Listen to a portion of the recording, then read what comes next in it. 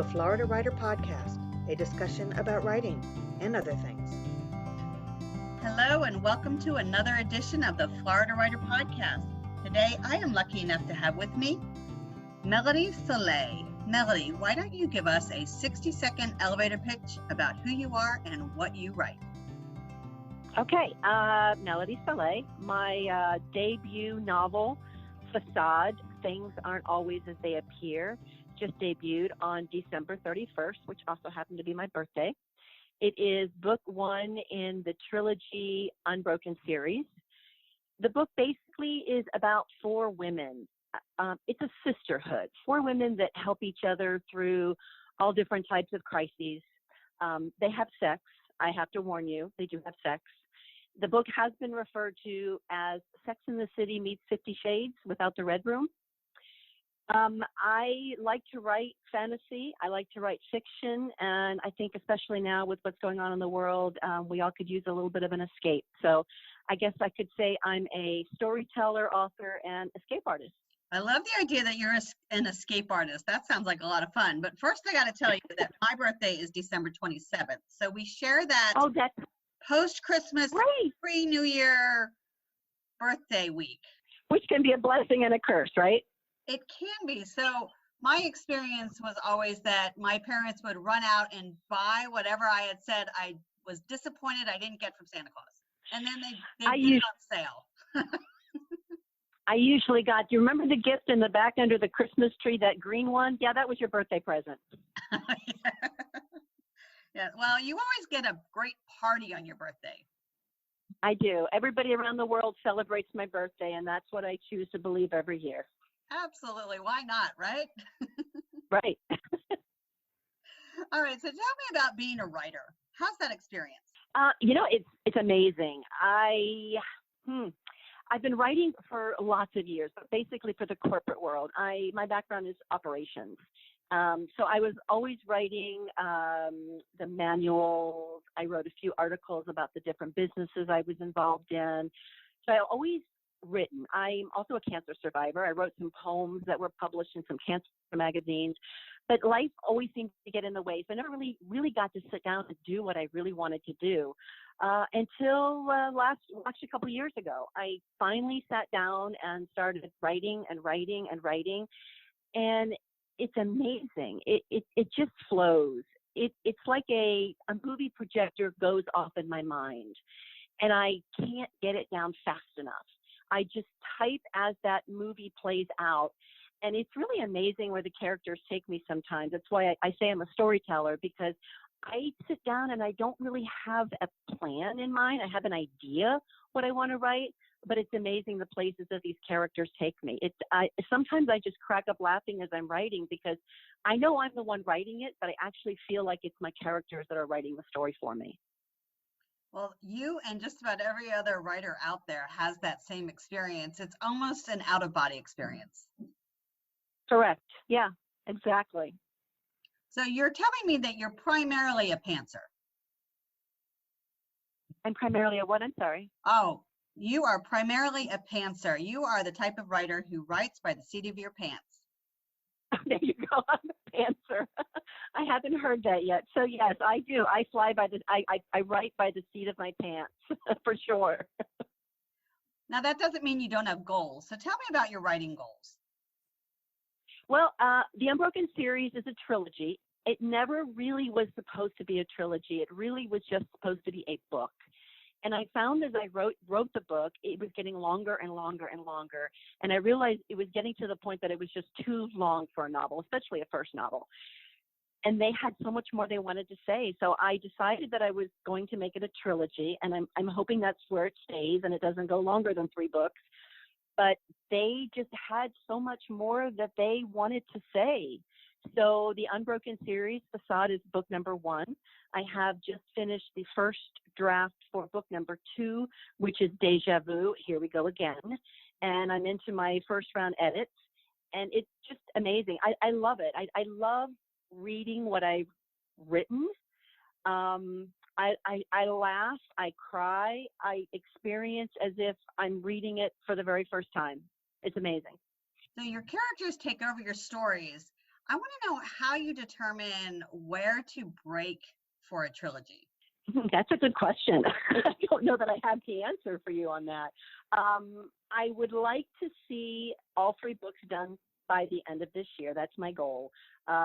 Deja Vu should be out this summer, and the final book, which is C'est la vie, Such is Life, will be in the winter. I have other books planned after that, a total different genre, but I'm planning that they will stop on 3. I don't really know how it's going to end yet. It's funny, Deja Vu, I really had no idea where it was going to end, but as I was writing it, an end made itself known. It kind of told me how I was going to end it.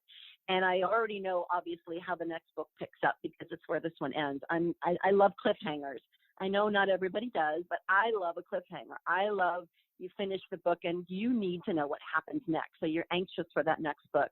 So I know that book number 3 is going to have to end, and some loose ends will definitely have to be tied up. But I'm not really sure. Happily ever after, I think that's what everybody does. I'm not sure that that's what I want to do, but I'm assuming and I'm hoping that the end of the trilogy will make itself known as I'm writing book number 3. Is this series an erotica series, or is it, I know you said that it's similar to 50 Shades of Grey without the red room. So I'm curious as to the genre. You know, it would be considered erotica, but it is not vulgar in any way, shape, or form.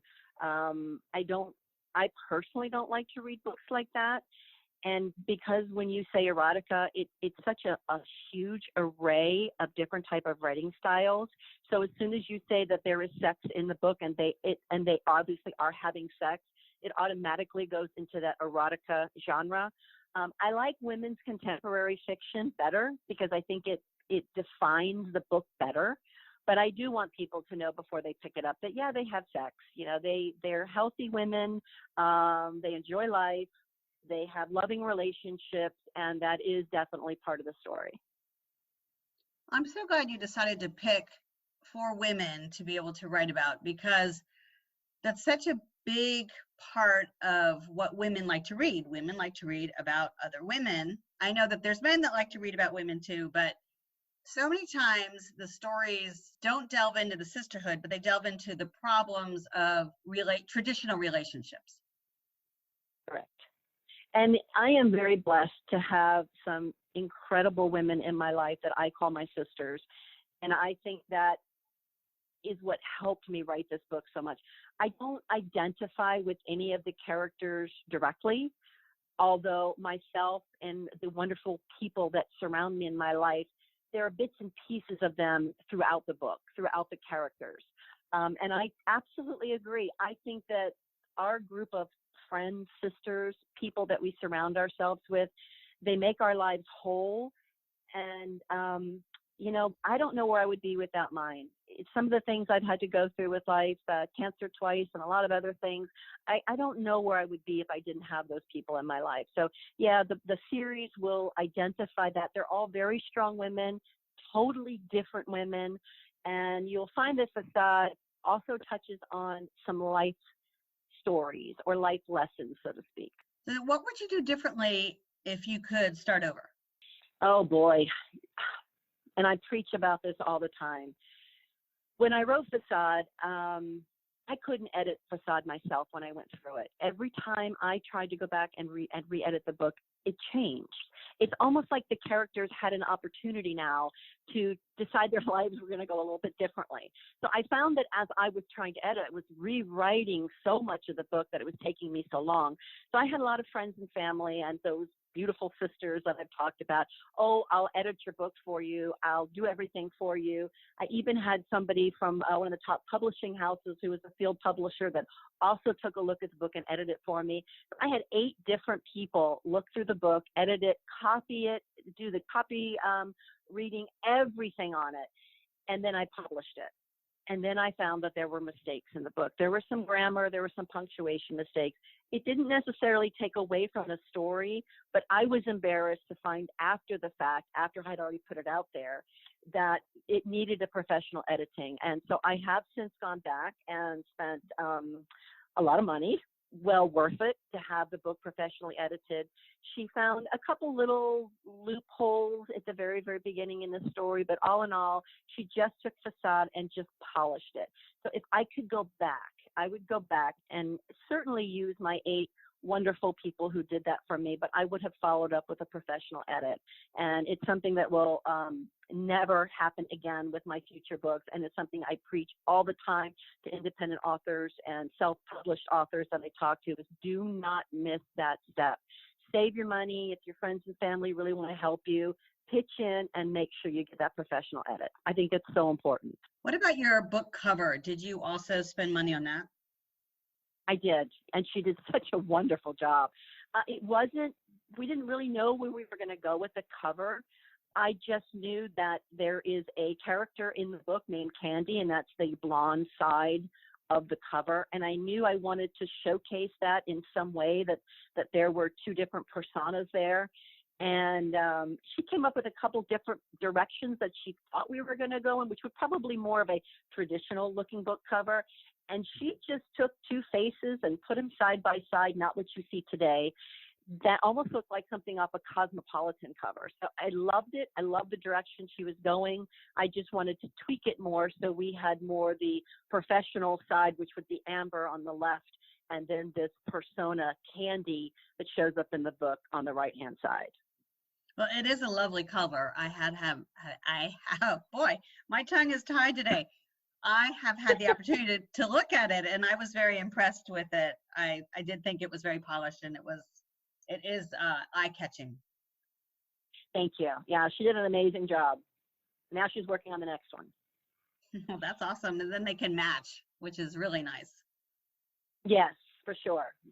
And she told me when we did this cover that I had to think about where the next covers were going to go, because in a trilogy or a series, you want them to, they have to go together, not be identical, but they have to go together. And, based on where book number 2 took me, we have the perfect idea for the next cover, and it's going to be just as awesome as the first. Well, I look forward to seeing it. What are the pros and cons of being an indie author? You mentioned some of the cons, which is editing. What about the pros?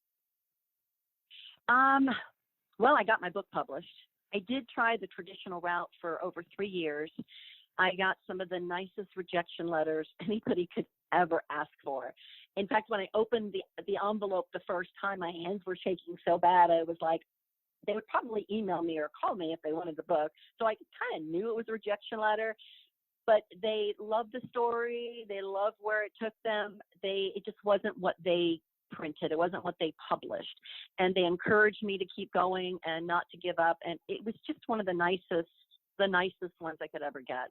So I can say I'm a published author now because I took the time to learn how to become a self-published author, an independent author.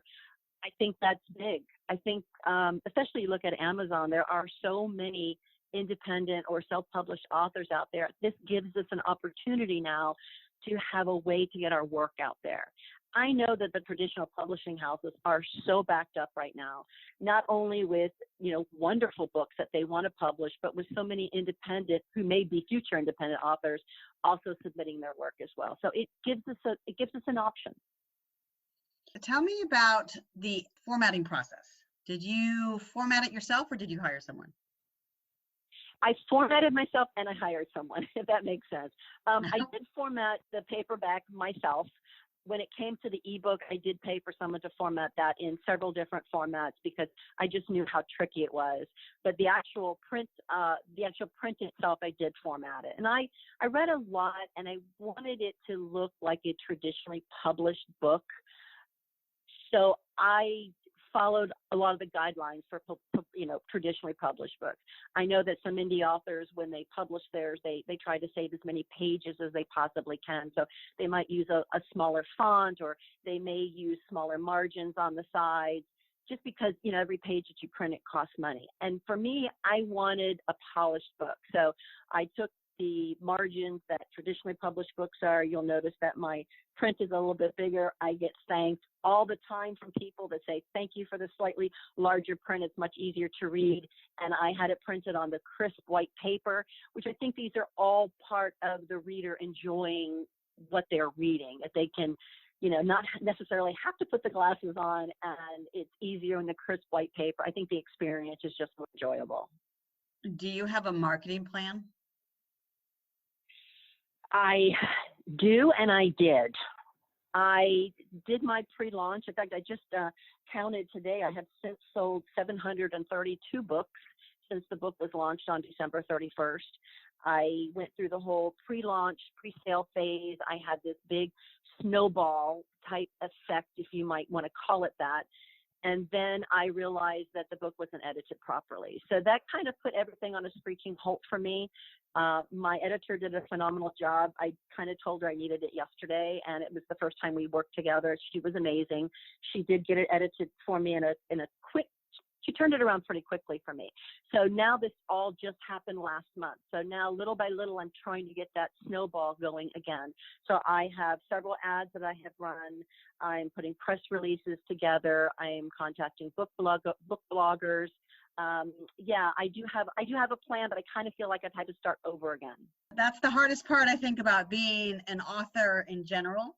So being a writer has its own joys, and then there's being an author, and we have to step outside of the writing world and do all the legwork.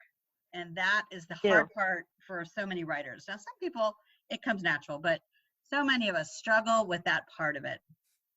You're right. And when I first set out, I wanted to go the traditional route, and I told everybody, I want to write. I don't want to market myself. I'll go out for book signings. I'll go out for appearances. I love that kind of stuff. I am an extrovert. I know that most writers are introverts, but I am an extrovert. And I'm happy to do all that, but I just didn't want the other side of it. Come to find out, even in traditional publishing, you are still expected to go out and market yourself and help market the book. Yeah, they have some ins that maybe you don't have in the independent or the self-publishing route, but you are still asked to go out and market yourself. I was surprised. I didn't know that. Melody, how can people get in touch with you? Well, I'm on Facebook. Melodious Enterprises, Inc. is the name of my publishing company. So you can find me under Melodious Enterprises. I'm on Instagram, the same, Melodious, E-N-T-E-R. And I'm also on Twitter under Melody E. Saleh. Or you can contact me on my website at melodiousenterprises.com. Well, Melody, thank you so much for this interview. Are you ready to switch to our rapid fire questions? Oh, this should be fun. I did a rapid fire interview a couple weeks ago, and it was hilarious. So go for it. All right. Do you think you are funny? Oh, I can be witty. I don't know that I'm hysterical funny. I certainly wouldn't claim to be a comedian or go up open mic night or anything, but I can be witty. I can be funny. I think I'm funny all the time, and I laugh at my own jokes, but I'm often the only person laughing in the room. So. Oh, that's me too sometimes, for sure. Do you have any pets? Oh, I'm a huge animal lover, and unfortunately right now we do not. We lost our last two pets last year, and we just haven't felt that we're ready yet. We lost our beautiful Persian cat who was 18 and a half years old, and we had a visitation right, I guess I should say, with my daughter's dog, Brandy. She would live with us for 2 weeks, and then she'd go back home to my daughter's house with the two kids and the other dog. And it was like spa time when she came to Nana and Poppy. She got relaxation for 2 weeks, and unfortunately we lost her last summer. So we don't have any pets right now, but I am on the board of the Humane Society of Broward County here. I've been with them since 2005, Wildlife Care Center. I do a lot of work for them. So I am a huge animal lover, and I do believe everybody should have a pet in their home. And before the year's out, I'm sure we'll be adding another one to ours. And finally, what is the favorite room in your house? My office. I have this little nook. I guess you would call it maybe a mother-in-law suite. It's just this little room that has its own entrance outside of the house. It's still attached to the house. It's not like a shed or anything, but it's my space. I do some painting and some mosaic work, so it's like my little studio, and this is where I do my writing. This is where my characters come alive. So it absolutely is my favorite room.